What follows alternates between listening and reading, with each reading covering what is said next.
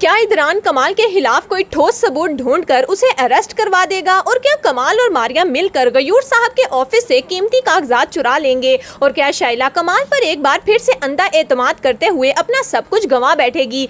मारिया कमाल को कॉल करती है और कहती है कि इदरान और अंकल किसी मीटिंग के लिए बाहर गए हैं और उनका ऑफिस बिल्कुल खाली है। ये सुनकर कमाल फौरन मारिया को कहता है कि अंदर जाओ और जाकर सारे डॉक्यूमेंट्स की मुझे पिक्चर्स खींचकर भेजो। जैसे ही मारिया अंदर जाकर सारे डॉक्यूमेंट्स की पिक्चर ले रही होगी कि तभी अचानक गयूर साहब इदरान को कहते हैं कि इदरान, मेरा मोबाइल शायद ऑफिस में ही रह गया है, क्या तुम वो ले आओगे? इदरान जैसे ही गयूर साहब के ऑफिस में आकर मोबाइल लेने लगेगा तो सामने मारिया को देखकर उसका गुस्सा आसमान को छूने लगेगा।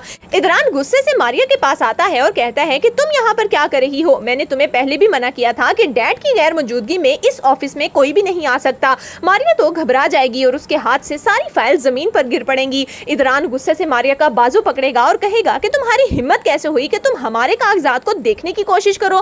तुम और तुम्हारा भाई दोनों ही बहुत घटिया हो। अरे तुम्हारे भाई से अगर शाइला ने शादी कर ली तो इसका हरगिज ये मतलब नहीं कि सारे खानदान को हमने पालने की जिम्मेदारी ले ली है। तुम लोगों को घर में रखा लेकिन तुम लोग तो हमारी ही पीठ में छुरा घोंप रहे हो। गयूर साहब भी वहां पर आ जाएंगे और वो भी अपने सामने मारिया को फाइल्स के साथ देख लेंगे। मारिया रोते हुए ऑफिस से बाहर चली जाएगी। कमाल के पैरों के नीचे से तो जमीन ही निकल जाती है जब उसे इस बात का पता चलता है कि इदरान ने मारिया को रंगे हाथों पकड़ लिया। मगर कमाल अपने फायदे के लिए अपनी बहन तक को धोखा दे सकता है, इसीलिए वो ये फैसला कर लेता है कि अगर मारिया ने कुछ भी बोला तो वो साफ इनकार कर देगा और शाइला की नजरों में भी कभी भी बुरा नहीं बनेगा। कमाल जल्द से जल्द शाइला से सारे कागजात पर साइन करवा कर सारी प्रॉपर्टी अपने नाम करवाना चाहता है, लेकिन शाइला भी इदरान की ही बहन है। वो कमाल पर भरोसा नहीं कर रही क्योंकि वो बहुत अच्छे से जानती है कि कमाल उसके पैसे के लिए उससे मोहब्बत करता है, लेकिन शाइला कमाल से सच्ची मोहब्बत करती है। कमाल अपने बाप के पास आता है और कहता है कि डैड, मुझे एक इम्पोर्टेंट सबूत मिला है। चोर पहले से ही वहाँ खड़े शाइला और कमाल का इंतजार कर रहे थे और कमाल की गाड़ी भी ऐन उसी वक्त खराब हुई जहाँ चोर खड़े थे। ये कोई इत्तेफाक नहीं है बल्कि ये कमाल की सोची समझी साजिश है।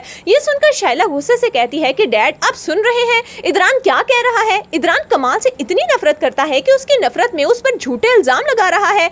जिस पर इदरान कहता है, डैड, मैं कोई झूठा इल्जाम नहीं लगा रहा। अगर आपको मेरी बात पर यकीन नहीं आता तो आप आईजी साहब से खुद पूछ सकते हैं। उन्होंने भी बिल्कुल यही बोला है कि कमाल जानता है कि वो डाकू कौन थे। क्या पता कमाल के ही दोस्त हों। ये सुनकर शाइला का गुस्सा आसमान को छूने लगता है और वो इदरान को कहती है कि खबरदार, अगर तुमने कमाल के बारे में कुछ भी उल्टा सीधा बोलने की कोशिश की, अगर कमाल गरीब है तो इसका हरगिज ये मतलब नहीं कि तुम जो मुंह में आए उसे बोल सकते हो। ये कहकर शाइला अपने कमरे में चली जाएगी। इतने में कमाल कमरे में आता है और शाइला से कहता है कि क्या हुआ, तुम रो क्यों रही हो? जिस पर शाइला कहती है कि इदरान तुम पर इल्जाम लगा रहा है कि सब कुछ तुमने किया है। कमाल तो फौरन मुकर जाता है और कहता है कि शाइला, इस सब में मेरा क्या फायदा? वो सेट तो चोर ले गए लेकिन मैं तुम्हारे साथ मौजूद हूँ। मैं तुम्हें छोड़कर कभी नहीं जाऊंगा। इदरान का तो दिमाग खराब हो गया है जब से उसकी जिंदगी में समीन आई है।